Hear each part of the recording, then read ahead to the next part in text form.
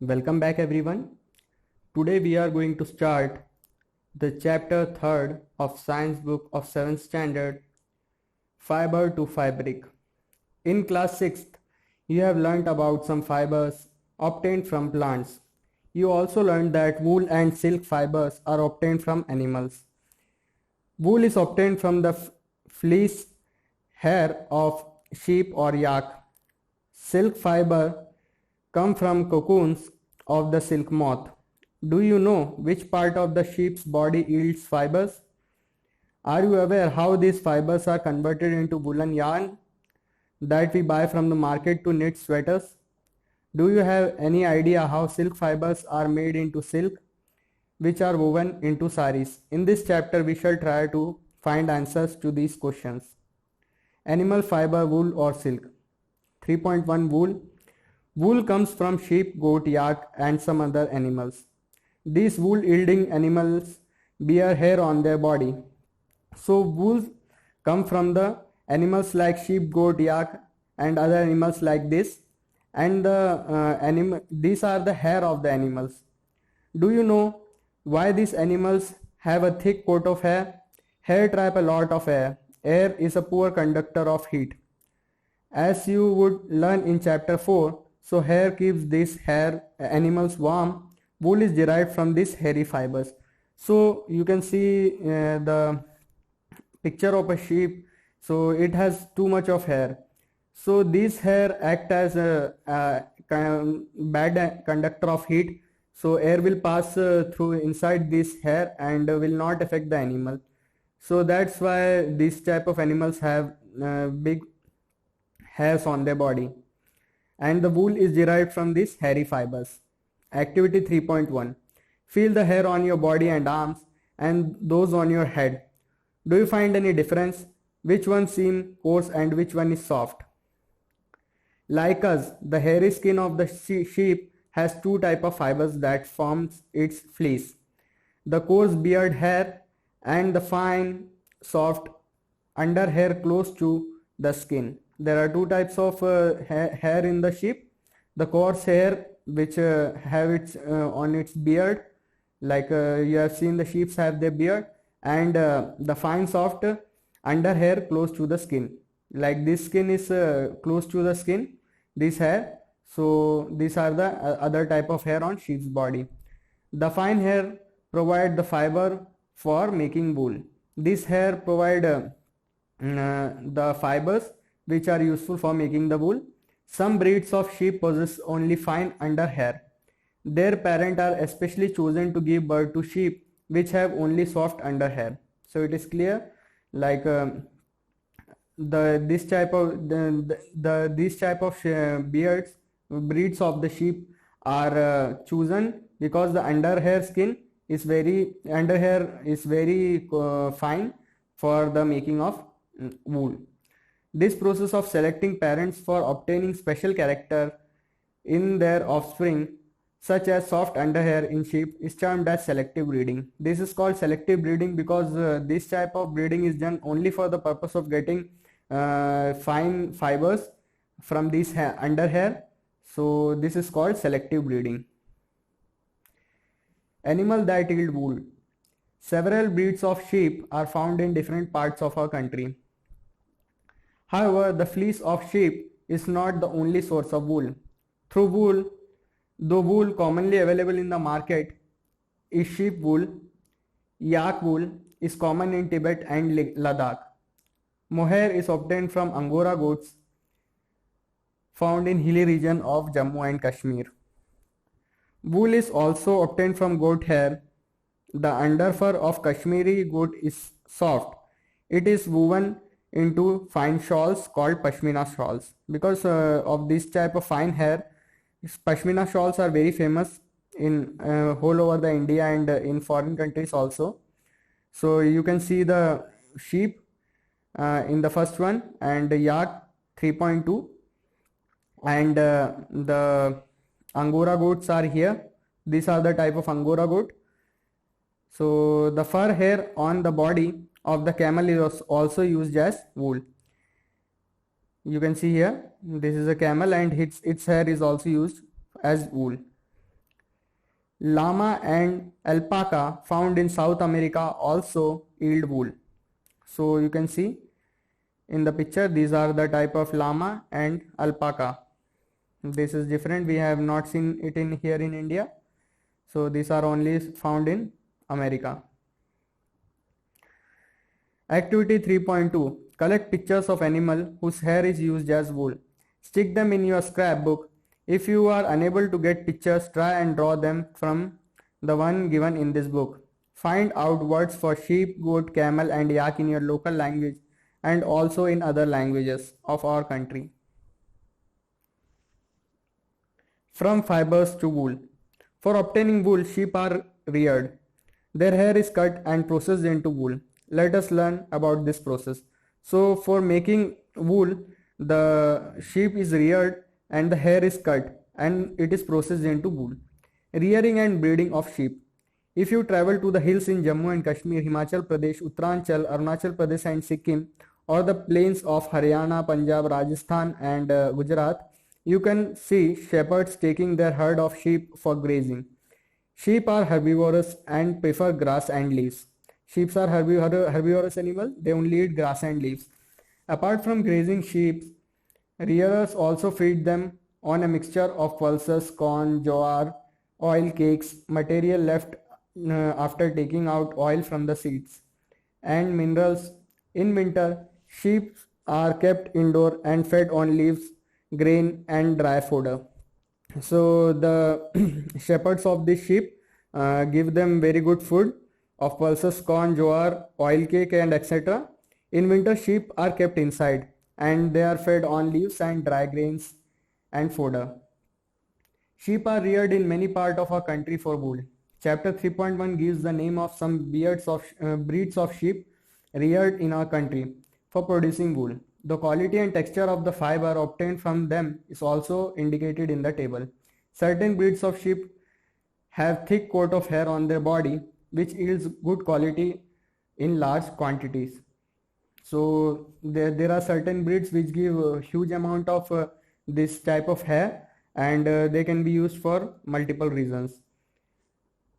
Some Indian breeds of sheep, Lohi, the quality of wool is good. State Rajasthan and Punjab, Rampur, Bushehr, Brown Fleece, Uttar Pradesh, Himachal Pradesh, Nali, Carpet Wool, Rajasthan, Haryana, Punjab, Bakharwal for woolen shawls, Jammu and Kashmir, Marwari, coarse wool, Gujarat, Pathanwadi for hosiery, Gujarat.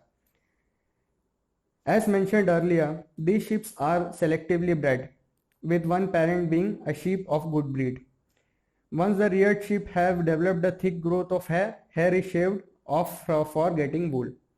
So these type of sheep are especially taken for breeding good animals, good sheep for giving good quality of wool. So once the sheep is selected, one of the parent will be of good quality and then the offspring will also be in good quality. Once the sheep is reared for developed once the reared sheep have developed a thick growth of hair, if the growth of hair is good, then the hair is shaved off from their body. Processing fibers into wool. The wool which is used for knitting sweaters or for weaving shawls is the finished product of the long process, which involves the following step. First, in the step 1, the fleece of the sheep along with a thin layer of skin is removed from its body. This process is called shearing. Machine similar to those used by barbers are used to shave off their hair. Usually hair are removed during the hot weather. This enables sheep to survive without their protective coat of hair. So we have seen when the hair is fully grown, the sheep is shaved off like the barber shaved the hair from the head. Usually hair are removed during the summer season because the weather is okay, so the sheep doesn't need any protective layer to protect it from the cold or anything, so they are usually shaved during the summer season. Woolen fibers are then the hair provide woolen fibers. Woolen fibers are then processed to obtain woolen yarn. So the woolen fiber is processed to woolen yarn. Shearing does not hurt the sheep, just as it does not hurt when you get a haircut or your father shaves his beard. Do you know why? The uppermost layer of the skin is dead. Also, the hair of sheep grows again just as your hair does. So there is no pain for the sheep when this shaving is done, and the hair comes back in due course of time. In the step 2, the sheared skin with hair is thoroughly washed in tanks to remove grease, dust and dirt. This is called scouring. Nowadays scouring is done by machines. So this sheared skin is washed in a tank to remove all the dust particles and dirt, grease or anything which is there. This is called scouring. After scouring, sorting is done. The hairy skin is sent to the factory where hair of different textures are separated and sorted. So in the sorting process, the hair is selected and different textures of the different hair are sorted and arranged in their order. In step 4, the small fluffy fiber called burrs are picked out from the hair. These are the same burrs which sometimes appear on your sweater. So there are small fluffy particles where you have seen in your sweaters also. It is very small and white in color. So these are picked up from the hair to give them a good quality. The fibers are scoured again and dried. This is the wool ready to be drawn into fiber. So when the burrs are removed, then again they are being scoured again and dried it. They dry it. This is a wool which is drawn into the fibers. In step 5, the fibers can be dyed in various colors, as the natural fleece of sheep and goats is black, brown or white. So you have seen the sheep are of black, brown and white color. So the fibers obtained will be also of that color. So it is dyed to get different colors. In step 6, the fibers are straightened, combed and rolled into yarn. The longer fibers are made into wool for sweaters, and the shorter fibers are spun and woven into woolen cloth. So this is the process of shaving. So this is called shearing of the sheep, and in the second one the scouring is done to remove grease and dirt, etc., and then souring is done, and then in 4 it is rolling into yarn. Yarn is prepared. So the process of fiber into wool can be represented as follows: shearing, scouring, sorting, cleaning of burr, dyeing and rolling. This is the process, and in this way the fibers are obtained. Occupational hazard. Woolen industry is an important means of livelihood for many people in our country, but sorter's job is risky, as sometimes they get infected by bacterium anthrax, which cause a fatal blood disease called sorter's disease. Such risk faced by workers in any industry is called occupational hazard. So when the sorting is done, there are different bacteria, anthrax, which are fatal for their body, and they get disease called sorter's disease. So this type of risk when they work in such environment and they get disease is called occupational hazard. Activity 4. Debate amongst your classmates whether it is fair on the part of humans to rear sheep and then chop off their hair for getting wool. So you can discuss it with your friends. 3.2 Silk. Silk fiber are also animal fibers. Silkworms spin the silk fibers. The rearing of silkworm for obtaining silk is called sericulture. So you can see here it is an animal fiber, and silkworms spin the silk fibers.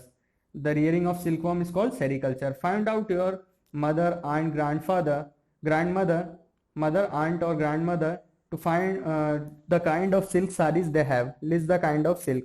Before we discuss the process of obtaining silk, it is necessary to know the interesting life history of silk moth. So we will learn about the silk moth's life history. The female silk moth lays egg. The female silk moth lays egg, for which hatch larvae, which are called caterpillars or silkworms. So they lay eggs and hatch larvae and are called caterpillars. They grow in size, and when the caterpillars are ready to enter the next stage of its life history, is called pupa. Pupa is the next, after caterpillar, they become pupa. It first weaves a net to hold itself, then it swings its head from side to side in the form of a figure of 8.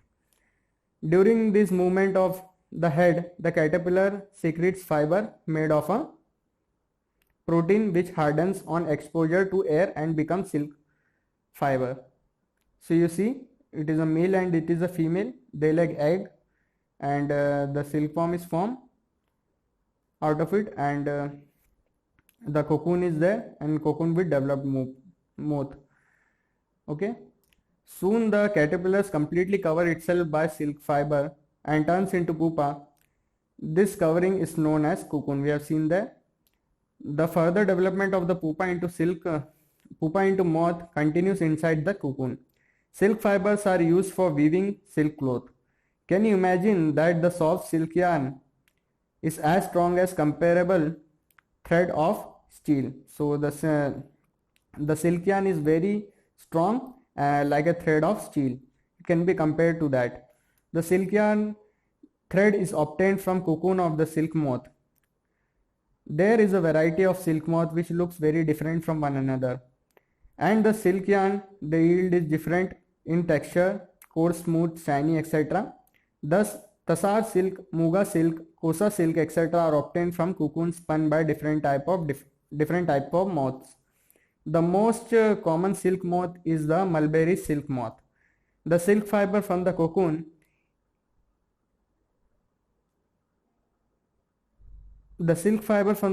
of this moth is soft, lustrous and elastic, and can be dyed in beautiful color.